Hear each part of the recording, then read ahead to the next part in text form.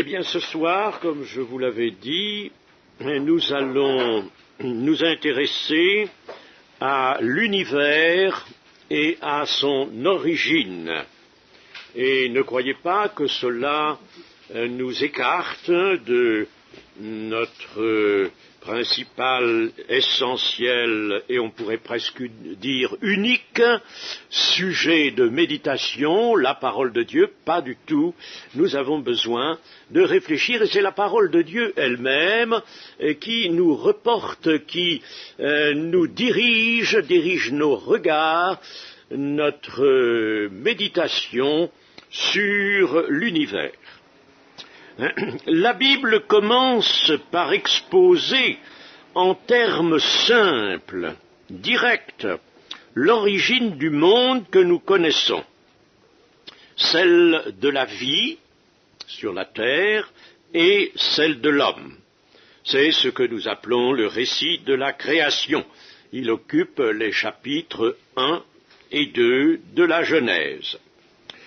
Comme on l'a dit, jamais chose plus grave ne furent dites en moins de mots. La concision, dans toute l'écriture, nous voyons le phénomène de la concision, mais là, il est très remarquable. Alors, prenons quand même le texte de la Genèse, le commencement de notre Bible, qui est le commencement de toute chose. Au commencement, Dieu créa les cieux et la terre était informe et vide, il y avait des ténèbres à la surface de l'abîme et l'Esprit de Dieu se mouvait au-dessus des eaux. Dieu dit que la lumière soit et la lumière fut. Dieu vit que la lumière était bonne et Dieu sépara la lumière d'avec les ténèbres. Dieu appela la lumière jour et il appela les ténèbres nuit. Ainsi, il y eut un soir et il y eut un matin, ce fut le premier jour. Au commencement, c'est le fameux mot que l'on rappelle souvent en hébreu, Bereshit. Bereshit, au commencement. Dieu lui-même est l'Éternel, c'est-à-dire Yahvé. Yahvé, selon le tétragramme hébreu, Yahvé, qui signifie, on le traduit par « je suis celui qui est ». On dit quelquefois « je suis celui qui suis », c'est peut-être plus littéral, mais enfin, la traduction en français n'est toujours qu'un peu approximative. « Je suis celui qui est ». Voilà, le sens, je crois, est celui-là. Mais le cadre dans lequel ce qui intéresse l'homme s'est déroulé et ce cadre nous est révélé de façon à être compris, de façon à être reçu par une pensée d'homme.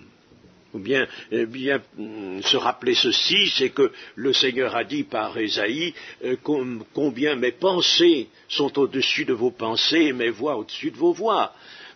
Alors, bien sûr, si Dieu nous parlait uniquement dans sa pensée, avec tout ce qu'il peut exprimer devant le monde des anges, nous ne comprendrions pas. Il nous parle un langage qui soit accessible, il a pris des rédacteurs humains qu'il a inspirés pour nous parler. Un commencement. Là commence le temps et l'espace dont l'homme reçoit la notion du temps et de l'espace, qui est une notion dont les physiciens, les mathématiciens se sont emparés, ils en ont besoin, mais cette notion, c'est l'homme l'a reçue, et l'homme n'a pas la notion d'infini. C'est ce qui fait que quand nous voulons raisonner sur le fait que Dieu est éternel, ce qui signifie il est celui qui est, il n'a pas de commencement ni de fin, alors nous sommes perdus. les opposants vont nous dire, mais moi, un Dieu éternel, je ne peux pas comprendre ça. Évidemment, on ne peut pas comprendre. Personne ne peut le comprendre. Il s'agit de savoir si ça satisfait le cœur ou non. Mais la notion d'infini, nous ne l'avons pas. Et je fais remarquer ceci, c'est que les mathématiciens qui utilisent l'infini positif et l'infini négatif, et ils en ont le plus grand besoin. On ne peut pas faire des mathématiques sans les infinis. Eh bien, d'une façon métaphysique, le mathématicien est incapable de vous livrer la notion d'infini. Il la tient mathématiquement, n'est-ce pas? Par exemple, voici une grandeur qui tend vers zéro, ou qui tend vers l'infini de l'autre infini, n'est-ce pas? Mais une grandeur qui tend vers zéro, vous ne pouvez pas la remplacer par zéro.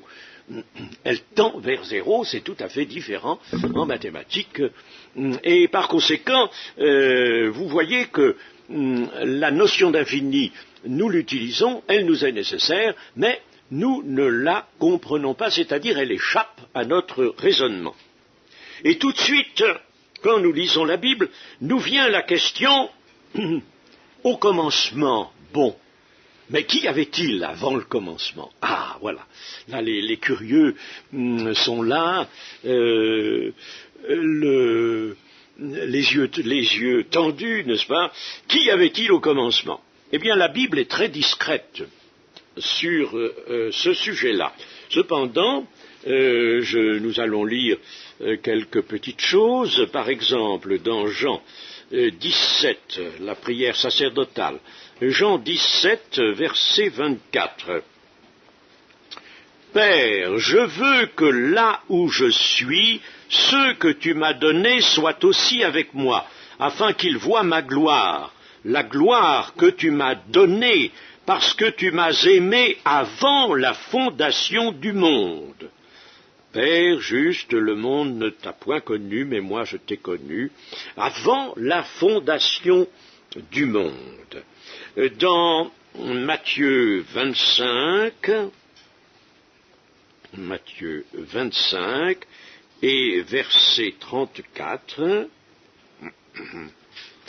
25 et verset 34, nous lisons, « Alors le roi dira à ceux qui seront à sa droite, « Venez, vous qui êtes bénis de mon Père, prenez possession du royaume qui vous a été préparé dès la fondation du monde. » Dès la fondation du monde. Que nous retrouvons aussi dans l'Apocalypse, nous retrouvons cette expression « dès la fondation du monde ». Ce qui indique bien que l'expression « avant la fondation du monde » que nous avons lue dans Jean 17, 24, l'expression « avant la fondation du monde » nous fait remonter au-delà du commencement, puisqu'il y a aussi cette autre expression « dès la fondation du monde ».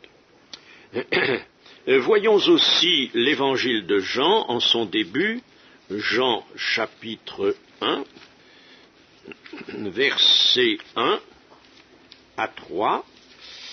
Au commencement était la parole, et la parole était avec Dieu, et la parole était Dieu. Elle était au commencement avec Dieu. Toutes choses ont été faites par elle, et rien de ce qui a été fait n'a été fait sans elle.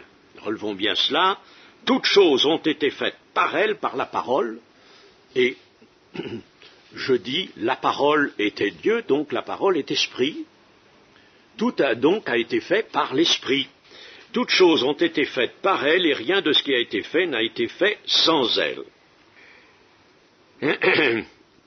Quand tout ce qui a commencé commençait, la parole était là. La parole était là, nous dit Jean. Elle était là. Et c'est elle qui opérait le commencement. Donc elle était avant le commencement, et c'est elle qui a opéré le commencement. Ce qui n'a pas commencé avec la création du monde appartient à l'ordre éternel.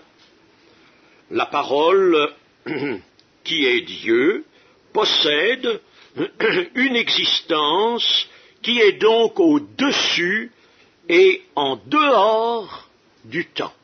Je dis au-dessus parce qu'elle domine l'établissement de la notion de temps, l'établissement de la réalité même temps, et elle est au dehors du temps. Dieu n'est pas lui-même inclus dans le temps.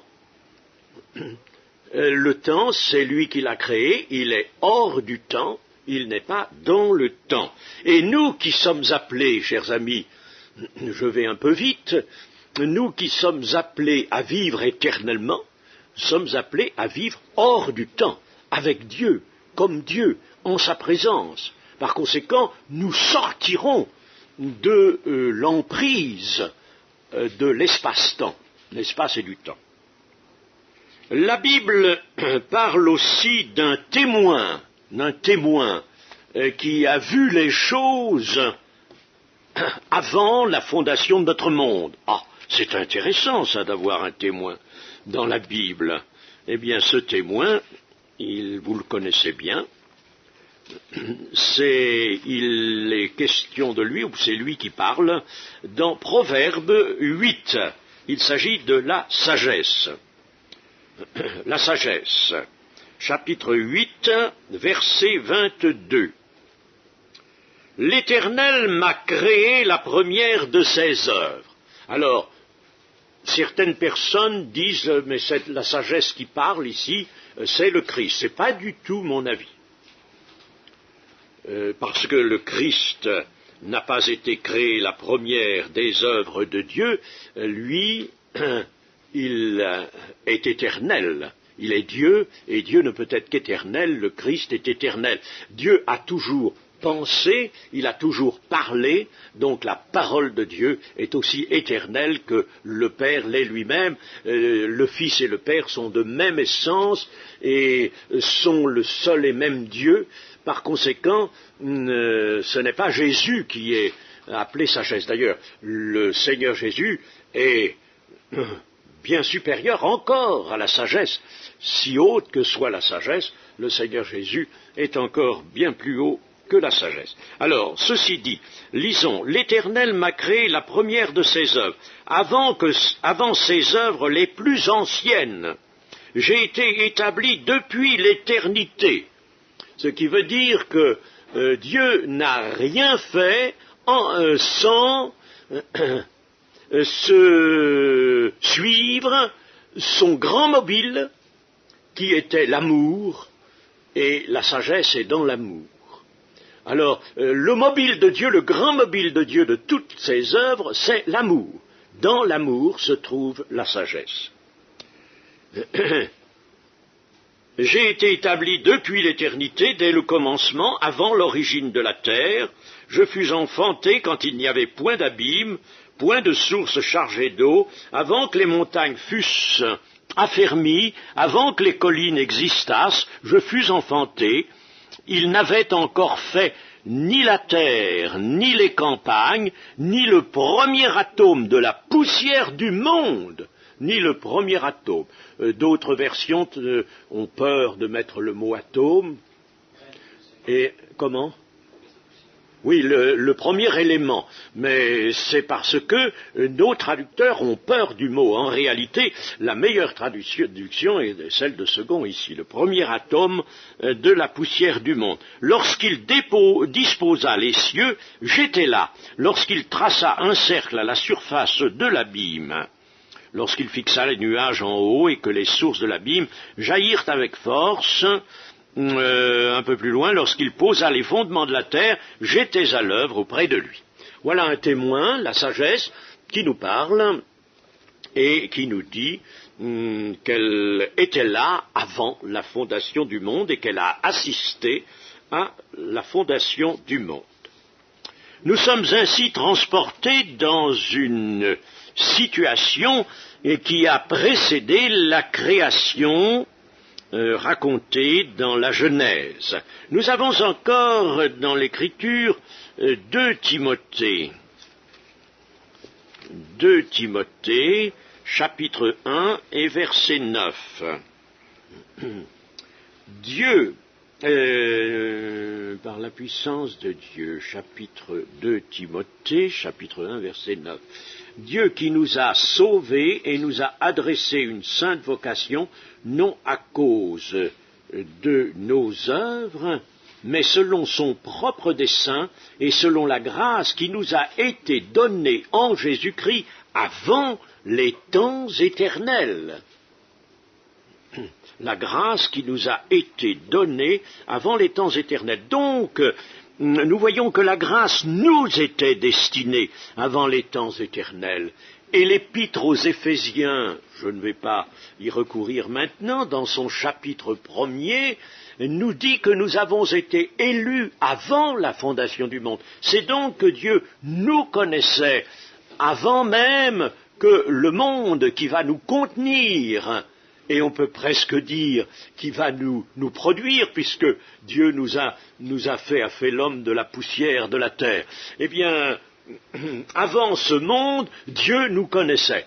Il vous connaissait, vous, aujourd'hui, moi, il nous connaissait, il a connu tous ceux qui ont vécu et tous ceux qui vont encore venir en vie jusqu'au moment où le Seigneur arrêtera l'expérience. Le matérialisme ne peut vouloir l'idée d'un Dieu personnel, comme selon l'expression qu'a employée notre frère M. Tadford ce matin, un Dieu personnel, c'est-à-dire un Dieu qui soit une personne. À la rigueur, certains penseurs acceptent un Dieu impersonnel, une sorte de force, de puissance, et alors on retombe évidemment dans ce que dénonçait M. Tadford ce matin, c'est-à-dire le panthéisme. Le Dieu qui est partout, alors dans la matière, partout dans la nature. Mais le matérialisme est intransigeant, là, il ne veut absolument pas d'un Dieu personnel et éternel, et alors que va-t-il faire? Il faut qu'il réponde à la question, mais d'où venons-nous? D'où vient le monde qui nous contient? Et pour répondre, il se voit obligé de proposer une autre idée, celle d'une matière éternelle, donc il propose l'existence d'un monde sans commencement, c'est-à-dire l'existence, attention, d'un monde impersonnel. Il ne veut pas d'un Dieu personnel, il ne veut pas d'un créateur, il veut une matière qui ait toujours existé. Alors, il veut, par conséquent, un monde sans commencement et un monde impersonnel, sans aucune personne. Il met, attention, il se jette lui-même tête baissée dans une énorme difficulté. Parce que nous pouvons dire, répondre au matérialisme, mais enfin, moi je préfère tout de même une intelligence, un être très intelligent qui soit une personne et qui ait toujours existé, je préfère ça à l'existence éternelle, l'existence sans commencement de la matière. Parce que alors là, s'il faut raisonner, moi aussi je vais raisonner devant le matérialisme et dire mais cette matière, comment est-elle venue à l'existence? Elle est organisée, elle a des propriétés, il y a des lois qui régissent les phénomènes dont elle est le siège. Et alors, qui a mis cette matière en place? Vous voyez, le problème, par conséquent, n'est pas résolu. Mais il y a pire que ça. Le matérialisme, voulant une existence sans commencement d'un monde impersonnel, devra expliquer comment, de cette origine impersonnelle et matérielle, sont venus des êtres vivants et surtout la personne humaine. Ils ne peuvent pas nier que l'homme soit une personne. Et alors, comment, d'un monde impersonnel est sorti un être personnel, l'homme. Vous voyez que là encore, il y a une grande difficulté. Je m'en suis ouvert avec certains matérialistes avec lesquels j'ai pu avoir des conversations, et là, évidemment, ils cherchent bien toutes sortes d'explications, mais en réalité, ils n'ont pas de réponse. D'un monde matériel, impersonnel, est sortie une personne. Oui, c'est inacceptable. Moi, même si on est sur le plan du raisonnement, je préfère envisager une intelligence, un être intelligent qui n'ait pas eu de commencement, et alors de lui ait pu provenir la personne humaine et la matière aussi, bien sûr. La Bible, elle, apporte tranquillement cette vérité immuable que l'univers procède d'une personne, nommée Elohim, qui est un pluriel, le pluriel d'Eloah. Elohim. Avant le commencement, Dieu était. Et déjà, ses desseins concernant l'homme étaient arrêtés. Ainsi, lorsque Dieu procède à la création, rapportée dans la Genèse, il avait dessein d'y placer l'homme. Voyons 1 Corinthiens 8, 6. 1 Corinthiens chapitre 8 et verset 6. Néanmoins, il faut commencer au verset 5, chapitre 8 et verset 5. Car s'il est des êtres qui sont appelés dieux, soit dans le ciel, soit sur la terre, comme il existe réellement plusieurs dieux et plusieurs seigneurs, néanmoins, pour nous, il n'y a qu'un seul Dieu le Père, de qui viennent toutes choses, et pour qui nous sommes, et un seul Seigneur, Jésus-Christ, par qui sont toutes choses, et par qui nous sommes. Voyez, donc Dieu et Jésus-Christ, par qui nous sommes. Ce texte montre que la création est l'œuvre du Père et du Fils. L'œuvre du Père et du Fils. Le Saint-Esprit lui-même était à l'œuvre, nous l'avons lu tout à l'heure avec la Genèse, l'Esprit se mouvait au-dessus des eaux. Il était là, et il va agir en organisateur de cette masse informe et vide qu'était alors la terre. Et alors, si le Père et le Fils ont créé le monde, et si le Saint-Esprit lui aussi était à l'œuvre, voici, nous avons déjà la révélation de la Trinité, appelons-la par ce nom, ou la triunité de Dieu, si l'on veut, la triunité de Dieu. La triunité de Dieu est ainsi révélée dès qu'il s'agit du commencement. Je dis bien, dès qu'il s'agit d'un commencement. Voyons les théories scientifiques. Les connaissances scientifiques des différentes disciplines ne peuvent rien apporter en tant que fait certain pour représenter l'origine de l'univers et pour l'expliquer. Ce sont des hypothèses qui s'en chargent, toutes en dehors d'une création. Vous trouvez dans quelques ouvrages, que ce soit une dissertation ou un essai sur l'origine de l'univers, vous verrez que toute idée de création est soigneusement écartée. D'abord, je prendrai l'avis d'un célèbre astronome qui se nomme Haldane. Le voici. L'univers est plus étrange que nous ne l'imaginons. Il dépasse même toute imagination. Ce célèbre astronome qui étudie le cosmos, les étoiles, tous les objets célestes depuis longtemps, qui est physicien, il fait de la physique astronomique, eh bien, il a recueilli lui-même cette impression que l'univers est étrange et dépasse toute imagination. Ça ne nous étonne pas, puisqu'il est l'œuvre de notre Dieu. Je vais vous donner maintenant quelques chiffres pour que nous ayons non pas une idée, parce qu'on ne peut pas s'en faire une idée, mais pour que nous soyons placés un peu au-devant des nombres énormes que l'on est obligé de considérer quand il s'agit des dimensions de notre univers.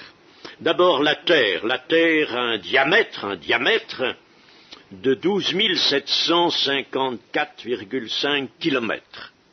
Bon, ça c'est encore quelque chose de concevable.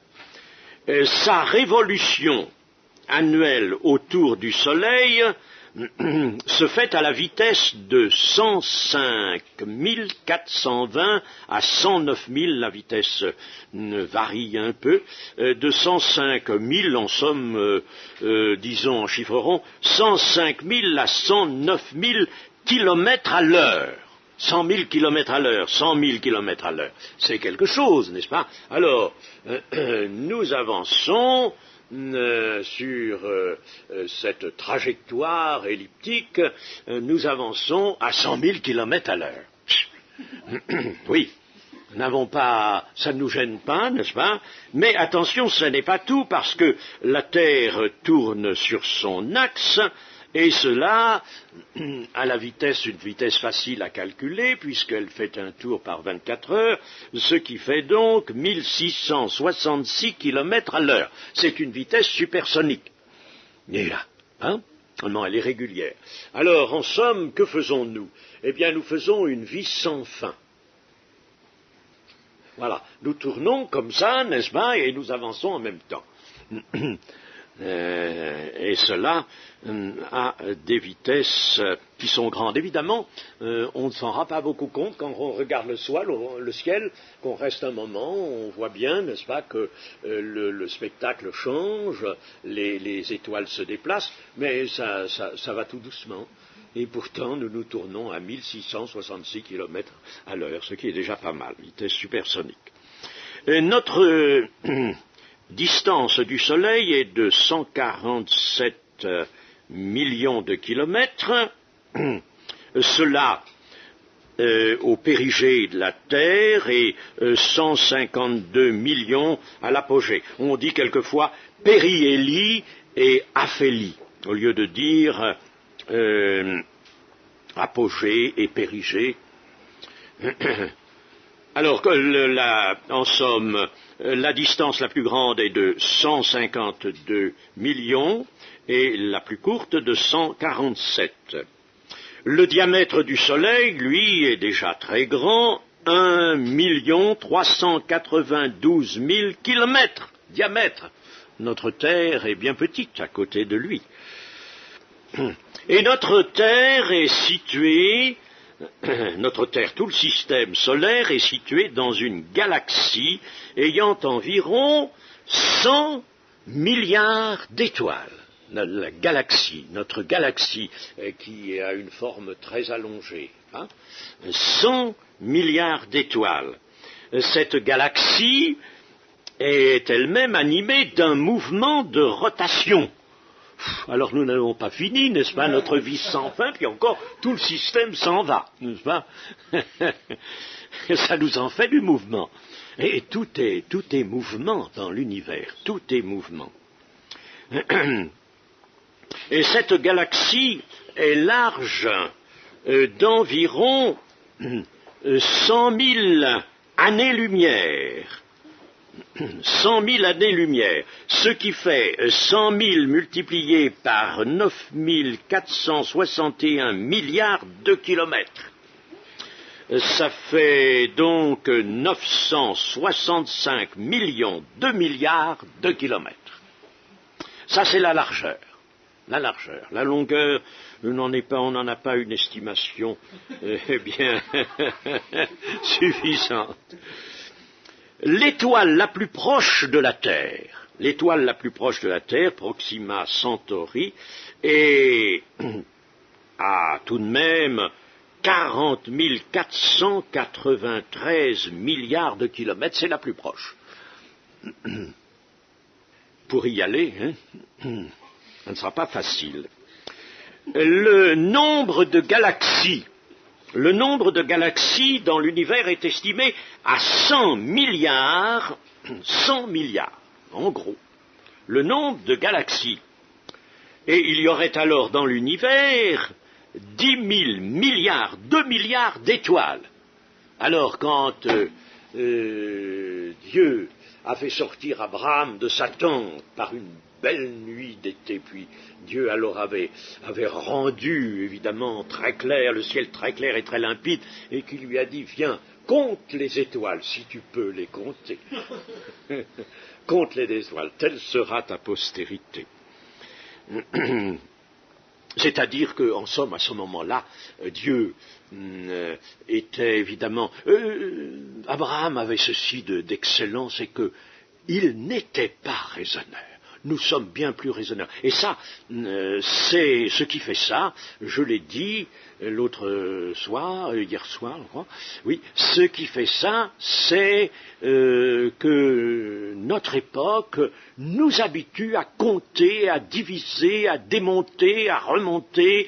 Nous avons un esprit mécanique, n'est-ce pas, et nous raisonnons. Nous sommes enclins au raisonnement. Abraham, non.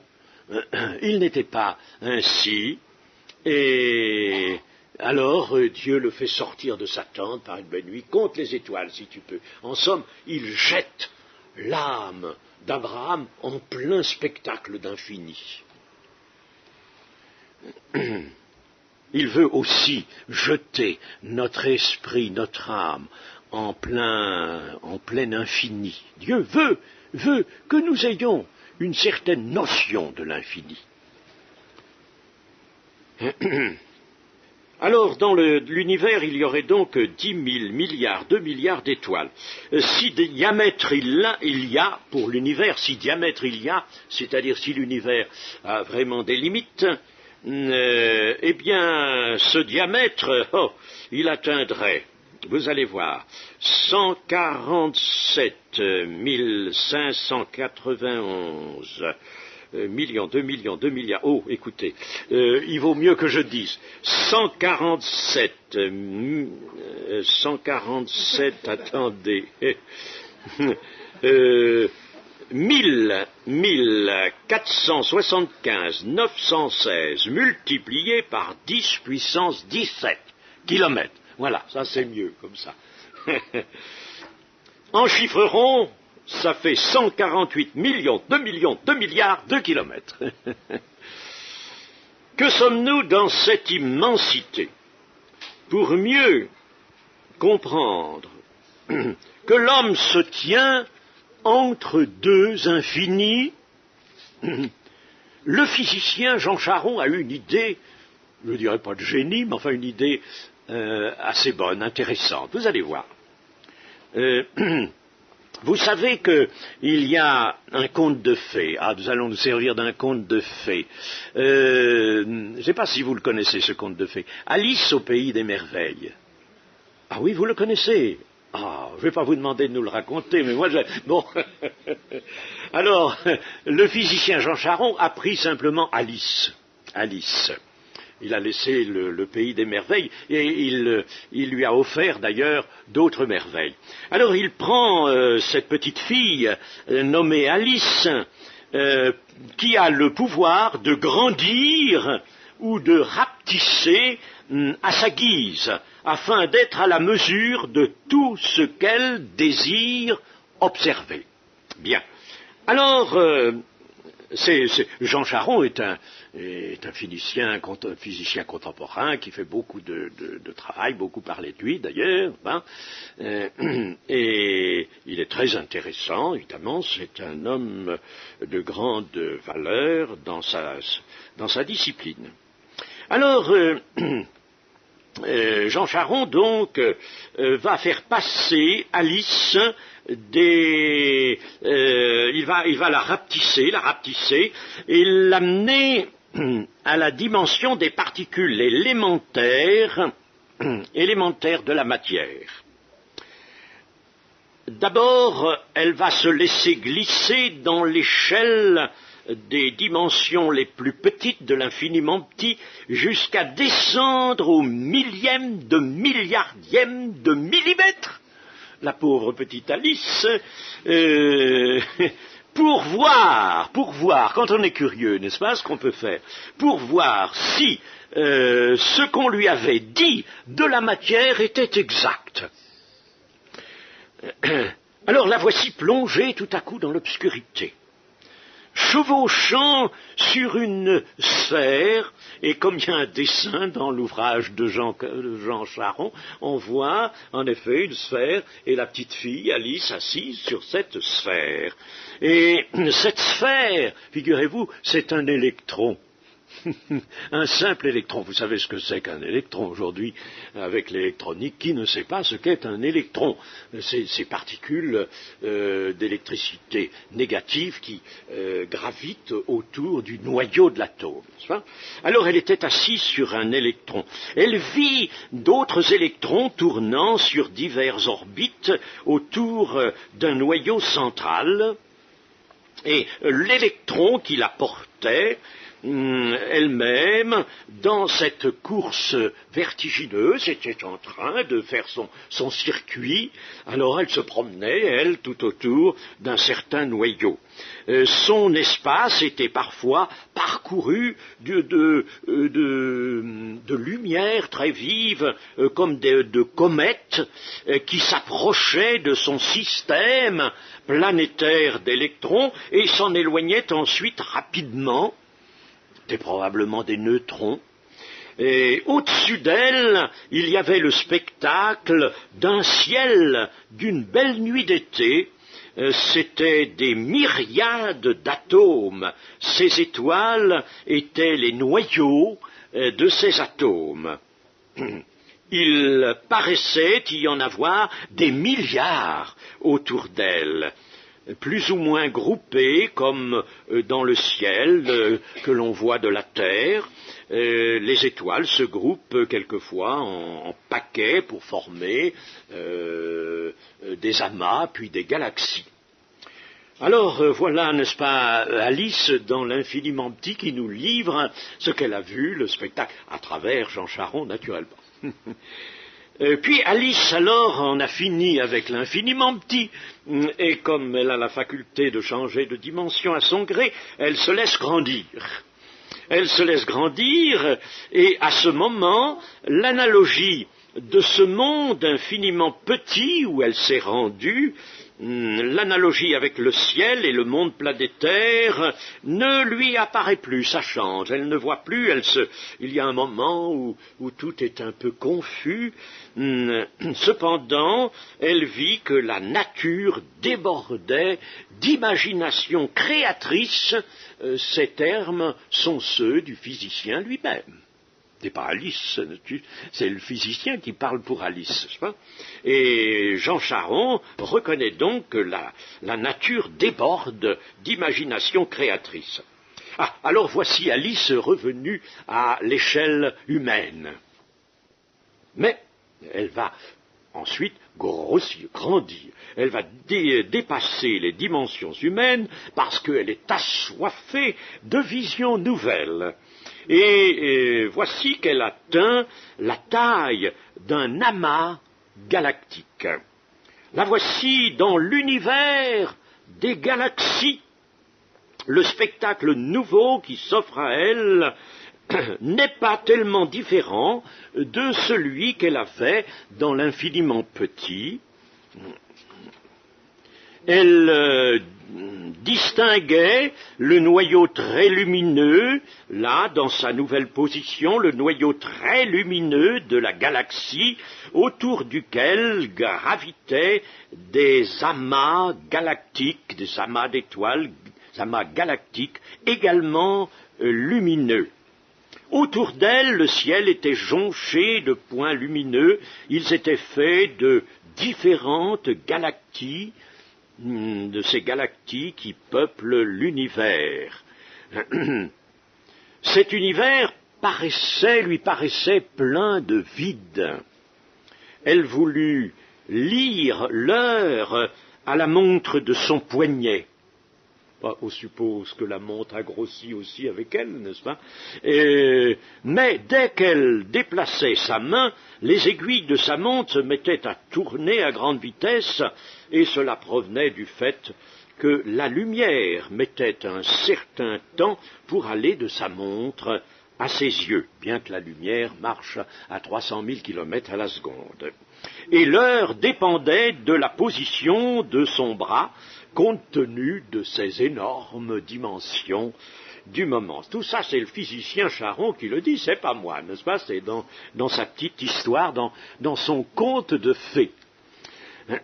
Mais un conte de fées qui est très habile, puisque ça nous permet de nous rendre un petit peu compte de ce que pense un astrophysicien, ou même un physicien qui a réfléchi sur l'infiniment petit et sur l'infiniment grand.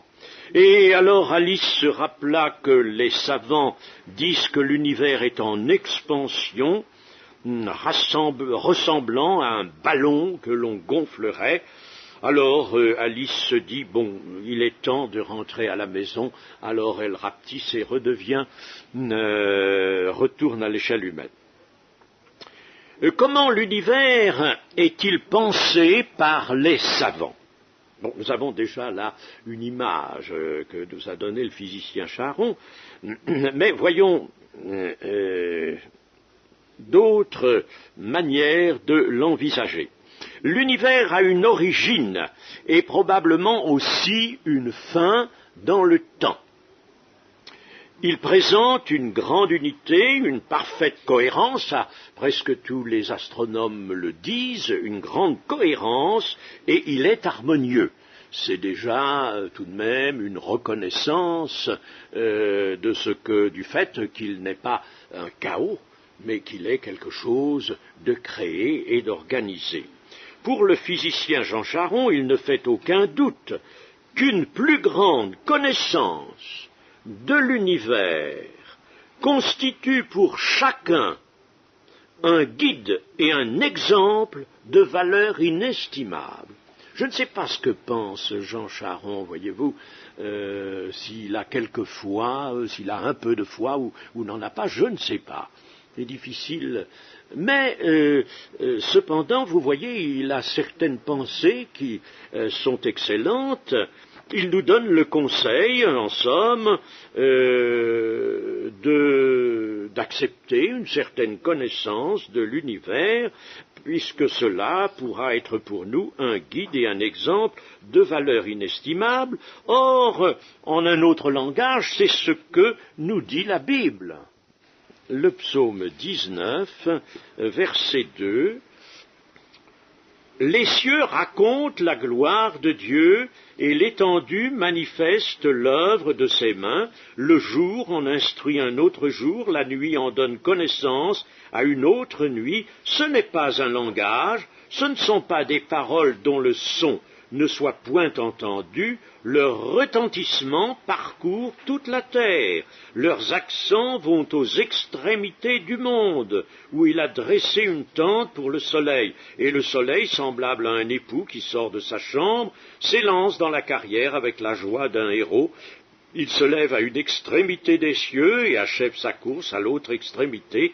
Rien ne se dérobe à sa chaleur. La loi de l'Éternel est parfaite, elle restaure l'âme. Le témoignage de l'Éternel est véritable, il rend sage l'ignorant. Vous voyez que la Bible elle-même nous fait considérer les cieux qui racontent la gloire de Dieu, et de là nous conduit à la parole de Dieu. Malheureusement, l'esprit matérialiste a voulu s'introduire dans l'astronomie, l'astrophysique, et il est venu troubler cette vue sereine de notre univers. Là aussi, le thème de l'évolution est intervenu pour imaginer des origines excluant toute action créatrice, et par conséquent, tout créateur. Les choses qui sont, nous dit-on, nous dit la thèse matérialiste, se sont faites d'elles-mêmes. L'hypothèse la plus courante est celle du Big Bang. Est-ce que vous connaissez ça? Big Bang. Moi, j'ai été interrogé là-dessus un jour dans une église, alors je parlais à des enfants, par un petit garçon de 11 ou 12 ans. Il m'a dit, monsieur, est-ce que vous croyez au Big Bang? Ah, je lui dis, qu'est-ce qui t'a dit ça? Il me dit, mais on m'a dit à l'école que l'univers avait commencé avec un Big Bang. Alors, c'est l'hypothèse la plus courante. Il s'agit de supposer que toute la matière de l'univers s'est trouvée concentrée à un certain moment dans un noyau énorme et surtout d'une énorme densité. Puisque cette densité, il faut bien que les auteurs de cette hypothèse nous chiffrent un petit peu les choses, on nous dit que cette densité aurait été de 10 puissance 94 grammes par centimètre cube. C'est énorme. Et alors la température aurait été supérieure à 10 puissance 39 degrés absolus. Ce noyau aurait été constitué de particules élémentaires, les mésons, les protons, les neutrons, etc., et même aussi des photons et des électrons. Mais avec plus encore de l'antimatière. Au temps zéro. Ah, parce que eux aussi, ils ont un commencement avec leur Big Bang. Alors, il y avait ce noyau, n'est-ce pas? Alors, au temps zéro, ils disent pas au commencement, eux, ils disent au temps zéro. Au temps zéro, une gigantesque explosion aurait dispersé cet amas énorme de matière en des multitudes de débris et avec des projections de gaz dans toutes les directions. Or, tous les problèmes que soulève cette hypothèse sont loin d'être résolus. Ils ne sont absolument pas résolus. S'ils le sont en partie, ils le sont par des démonstrations qui ne sont guère convaincantes. Mais comment justifier le point de départ de l'hypothèse, ce noyau incandescent d'une densité effroyable? On nous répond, ce noyau, il provenait de l'effondrement d'un univers préexistant. Cela équivaut, en somme, à reporter plus loin la solution du problème, car nous allons demander, mais d'où venait cet univers préexistant qui s'est effondré? D'où venait-il, lui? Ne dissimulons pas. L'hypothèse du Big Bang suppose la préexistence de la matière. Une boule incandescente d'une densité si colossale subirait une force de gravitation agissant vers son centre, et non pas pour provoquer une explosion. C'est tout à fait le contraire.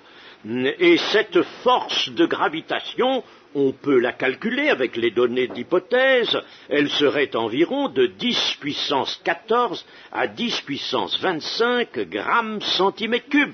Et alors, la matière de cette énorme boule incandescente s'écroulerait au contraire, loin de faire explosion, elle ferait implosion, elle s'écroulerait indéfiniment sur elle-même dans ce que l'on appelle en astronomie un trou noir. Un trou noir. Il ne pourrait jamais y avoir expansion. Par conséquent, l'hypothèse ne vaut absolument rien. D'autre part, même s'il y avait eu explosion, la matière et les gaz projetés seraient d'une structure bien au-dessous de celle de l'univers actuel. On ne peut pas expliquer par une explosion la structure de l'univers actuel. Mais il y a encore bien d'autres objections sérieuses à opposer au Big Bang. Venons au système solaire. Notre système solaire avec ses 9 planètes, Mercure, Vénus, Terre, Mars, Jupiter, Saturne, Uranus, Neptune et Pluton. 9 planètes. Ce système est le seul à avoir été observé. On a observé des étoiles, on a des renseignements sur les étoiles, mais le seul système qu'on ait pu observer, c'est le nôtre, c'est le système solaire. Les innombrables systèmes du type solaire qui peupleraient l'espace ne sont que suppositions déduites des statistiques et non pas obtenues par des observations physiques sérieuses. L'origine de notre système donne lieu à diverses hypothèses en raison même du grand nombre des faits d'observation qui le concernent. Il y a en somme abondance de données concernant notre système solaire, de données et d'indices. Un astronome américain, John Darius, déclare que l'établissement d'une hypothèse expliquant l'origine du système solaire est un travail d'Hercule, une tâche presque impossible, et il en donne les raisons. Par exemple, Uranus et Vénus tournent sur leur axe dans le sens contraire à la rotation des 7 autres planètes. Et ça, on ne sait pas pourquoi. On ne sait pas pourquoi. 6 des 33 lunes du système solaire ont une rotation également rétrograde. En outre, nous n'avons pas d'explication satisfaisante de la répartition des éléments lourds dans les différentes planètes. Si, comme on le dit, n'est-ce pas, le système s'était formé lui aussi par une sorte d'explosion, les planètes étant provenues du Soleil lui-même, ou en tout cas du même amas, alors on n'a pas d'explication sur cette répartition des éléments lourds. Le Soleil contient en effet 99% de la matière du système solaire et il n'a que 2% de son moment angulaire, ce qui est quelque chose de déconcertant. Ce sont les planètes qui détiennent la plus grande partie du moment angulaire du système. La plupart des planètes ont des orbites presque circulaires qui se trouvent presque toutes dans le même plan, l'écliptique, approximativement celui de l'équateur du Soleil. Mais il y a des planètes à orbite excentrique et inclinée. Tout cela, on ne peut pas se l'expliquer vraiment. Alors il y a une question importante qui est à envisager et qui est révolutionnaire dans la conclusion à laquelle elle nous conduit. Une question importante, quel est l'âge du système solaire et par conséquent l'âge de la Terre? La science officielle affirme que la Terre et le système solaire ont été formés au fond de plusieurs milliards d'années. On estime cela à 4 milliards et demi. N'oublions pas que cette grande ancienneté est indispensable aux théoriciens de l'évolution pour justifier précisément l'évolution. Et tout d'abord, l'apparition de la vie émergeant de la matière inorganique. Ça, nous le verrons, nous allons parler de l'apparition de la vie. Toutes les explications données à ce sujet font entrer en ligne de compte de grandes profondeurs de temps. Les délais nécessaires à la théorie évolutionniste se chiffrent par centaines de millions d'années. Il lui faut cela. Mais comment a-t-on pu évaluer l'âge du système solaire? Par les méthodes radiométriques. Je suis assez souvent questionné à ce sujet. Mais monsieur, que pensez-vous du carbone 14? On me le dit souvent, cela. Les méthodes radiométriques, dont l'une, certes, est la plus connue, celle du carbone 14.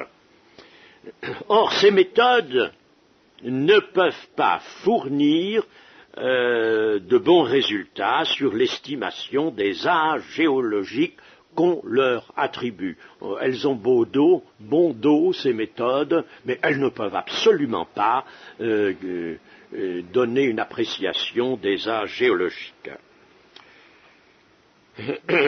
J'ai parlé du séminaire où nous sommes allés, M. Corr et moi-même et nos épouses, à Longjumeau en mars 84, et la question là a été traitée par surtout par deux de nos quatre conférenciers.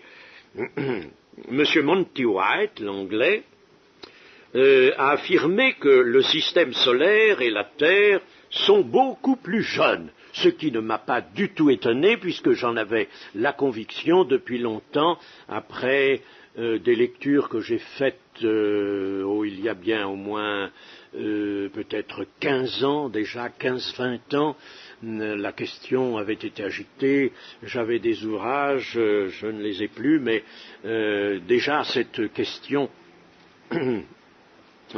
avait donné lieu à une estimation bien plus restreinte. Donc la Terre serait beaucoup plus jeune qu'on ne le dit. Monty White n'est donc pas le seul. La Terre est jeune.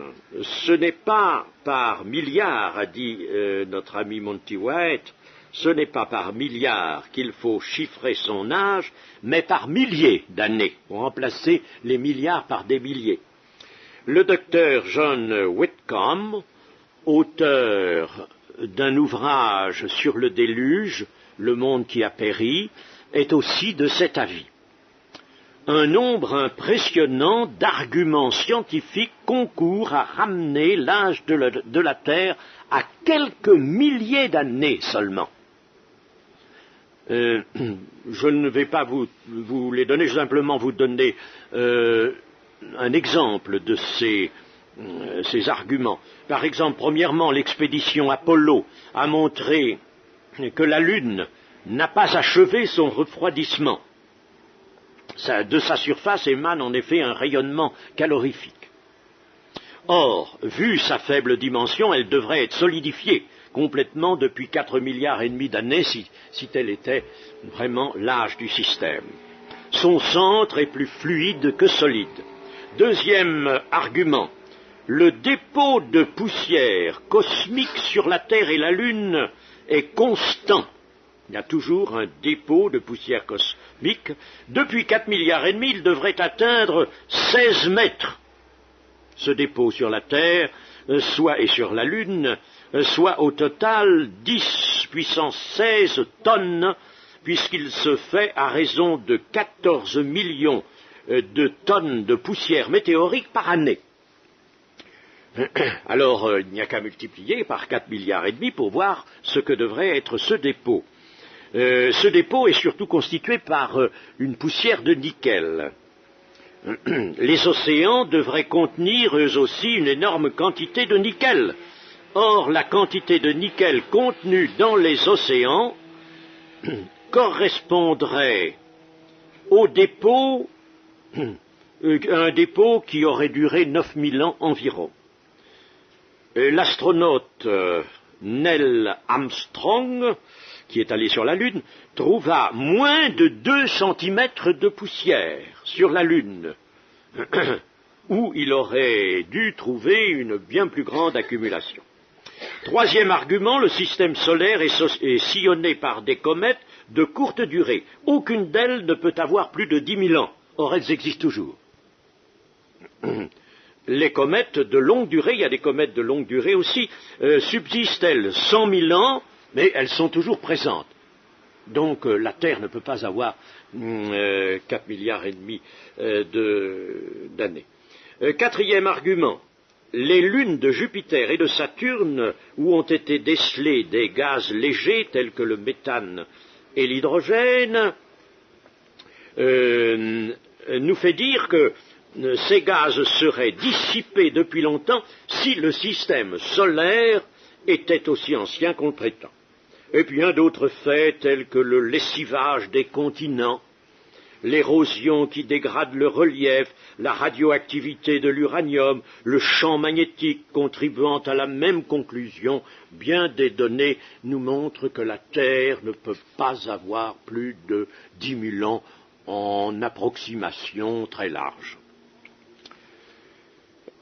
L'âge de l'univers peut être aussi reconsidéré et si l'on se dégage des contraintes imposées par l'évolutionnisme, on peut admettre très approximativement que l'univers aurait peut-être 40 000 ans, la Terre en ayant environ 10 000 ans, comme je viens de le dire, et tout cela est corroboré par la datation radiométrique. Si d'autre part l'on attribue au déluge ce qu'il faut faire, et ça je ne peux pas inclure l'étude du déluge, je n'en ai pas le temps, mais si on fait l'étude du déluge, alors là on s'aperçoit que les grandes transformations de la surface de la Terre proviennent de cela, l'âge de celle-ci ne pouvant rester limité qu'à quelques milliers d'années. Alors, cela a des conséquences à l'égard de la Bible. Même si la chronologie biblique établie d'après les indications chiffrées que nous trouvons dans les généalogies n'est pas regardée comme absolue. Elle n'est pas regardée comme absolue. La création ne peut pas remonter bien loin, bien au-delà des évaluations qui sont obtenues. L'évaluation obtenue, je vous la rappelle, la chronologie courte, celle qui est indiquée par Darby, d'Adam au déluge, il y a 1656 ans, de la naissance jusqu'à la naissance d'Abraham 2008, et d'Adam à la naissance du Messie environ 4000 ans. Eh bien, de tout sens, la création ne peut pas remonter à tellement plus, même si l'on a dans les généalogies passé certains hommes. J'ai là-dessus mon opinion. Il n'est pas dit que les hommes que l'on n'a pas inclus dans les généalogies, on est quelquefois passé, par exemple, d'un homme à son arrière-petit-fils ou arrière-arrière-petit-fils, mais les individus qu'on a laissés de côté n'ont peut-être pas marqué, eux, une génération. Enfin, de tout sens, la chronologie ne peut pas, qui remonte au déluge, ne peut pas être tellement grande. Elle se chiffre par quelques milliers d'années. Quoi qu'il en soit, il est bien certain que la période antérieure au déluge ne peut pas avoir été considérablement plus longue que les âges des personnages permettant de l'évaluer. Serait-elle le double? Aurait-elle 3000 ans par exemple? Que l'ancienneté globale des temps bibliques ne pourrait pas être repoussée à plus de quelques millénaires, n'atteignant certainement pas 10 millénaires à partir de nous-mêmes maintenant. Ce qu'il importe de signaler, c'est que l'âge de la Terre étant lui-même ramené à environ 10 000 ans, il n'y a plus aucune incompatibilité avec l'histoire biblique. Tandis que si la Terre a 4 milliards et demi d'existence, la profondeur des âges bibliques apparaît excessivement faible, presque ridicule, n'est-ce pas, par rapport à ces 4 milliards et demi. Et cela suscite évidemment les questions de tous les raisonneurs. Tous les raisonneurs vont vous dire, mais comment votre Bible, elle nous parle d'une création qui remonte à, mettons, 6 millénaires, Alors que la Terre a 4 milliards et demi d'existence, alors ça va pas. Alors faut supposer qu'il y a eu autre chose avant ou que votre Bible ne dit pas la vérité. Certains disent qu'il devait y avoir des hommes avant Adam, des hommes que l'on appelle des pré-adamiques. Bien entendu, il faut s'élever contre cela. C'est absolument faux. Adam et Ève sont le premier couple humain que Dieu ait créé. Et c'est alors que la thèse évolutionniste, avec ses immenses étendues de temps, reprend autorité dans l'esprit de beaucoup de gens. Alors, la datation au carbone 14, j'ai des éléments, mais je ne vais pas vous imposer cette description, enfin, même écourtée. Nous pouvons passer outre. J'ai noté toute la critique de la méthode. Nous verrons cela peut-être, si cela vous intéressait, sous forme de réponse à des questions.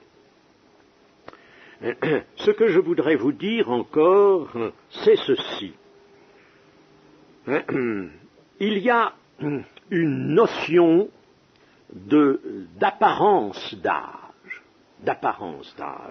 et cela nécessite de notre part une utile réflexion. Selon le docteur J.C. Whitcomb, également pasteur et docteur et sciences, dans ce Early Earth, la terre précoce, on peut traduire la terre précoce, l'auteur établit d'abord de judicieuses remarques qui me semblent très intéressantes.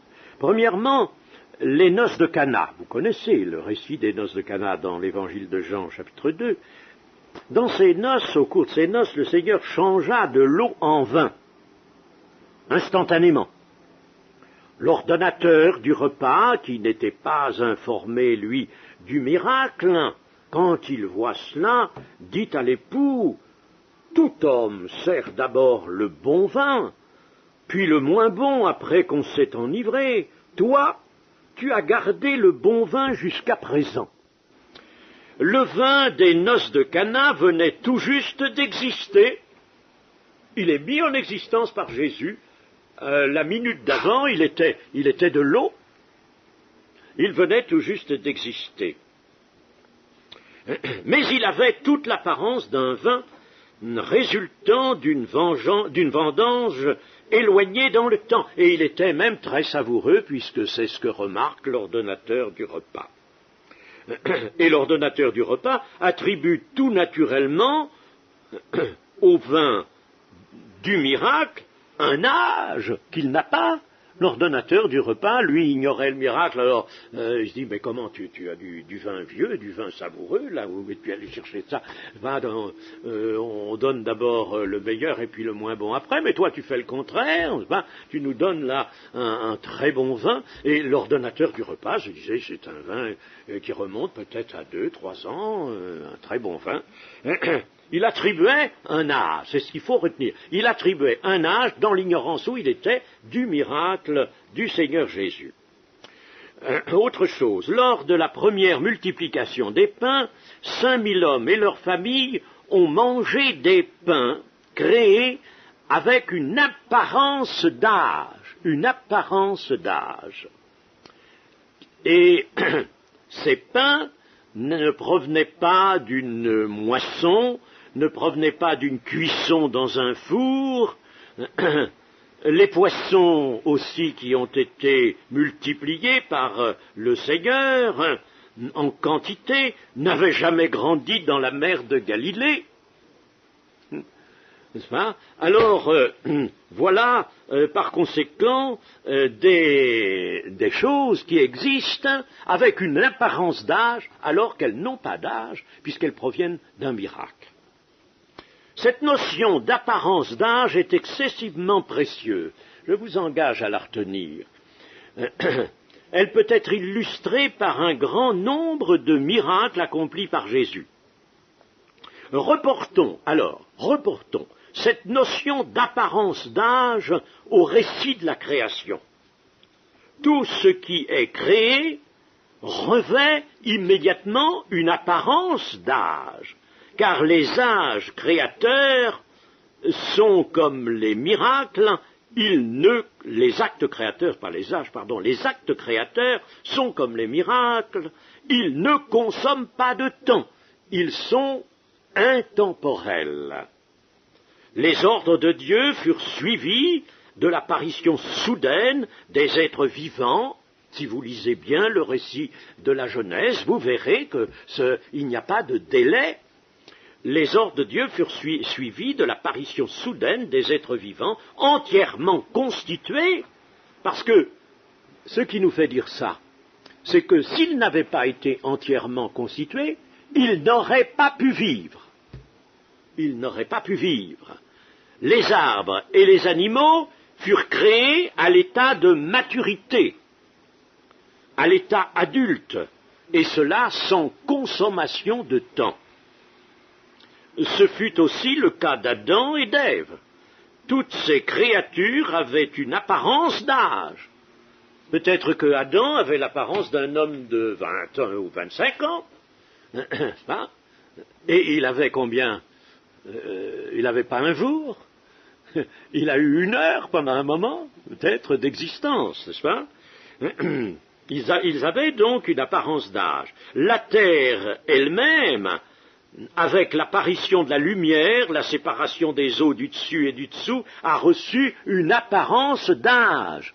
Et nos savants, aujourd'hui, il y a en plus leurs préjugés, naturellement, leurs préjugés athées.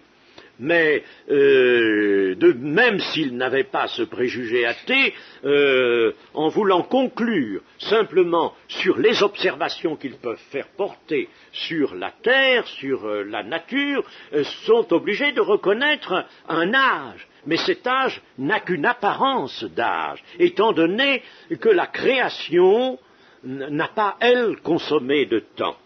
Dieu créa des arbres fruitiers selon leur espèce, et ayant en eux leur semence sur la terre, il créa les poissons, les oiseaux en abondance, selon leur espèce, dit le récit, des animaux terrestres selon leur espèce, tous étaient à l'état adulte, ayant les caractères accomplis de leur espèce, chacun selon son espèce.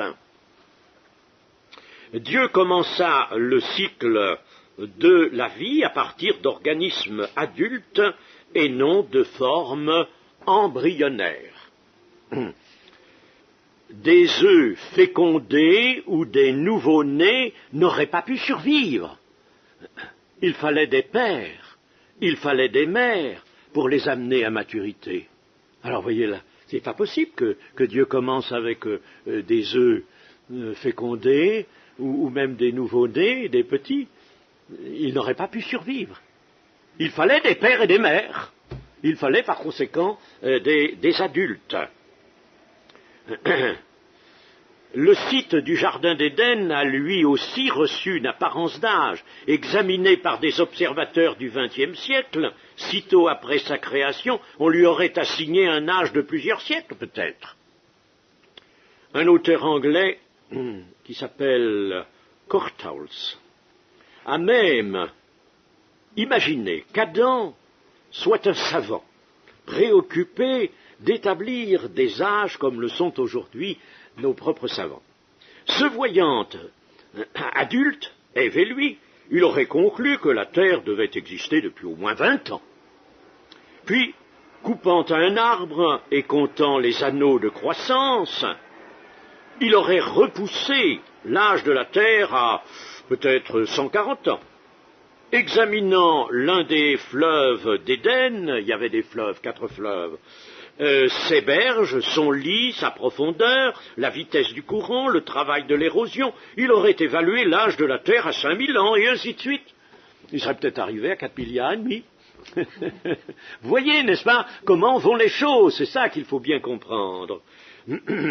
Il aurait pu arriver par raisonnement, calcul et supposition que la Terre était vieille, 2 millions d'années. Mais il savait pourtant qu'elle venait d'être créée pour lui. Il le savait. Cela montre combien il est vain de substituer le raisonnement en des matières où la Bible a parlé. La science a tort d'ignorer la révélation de Dieu et de prétendre lui substituer une connaissance d'homme.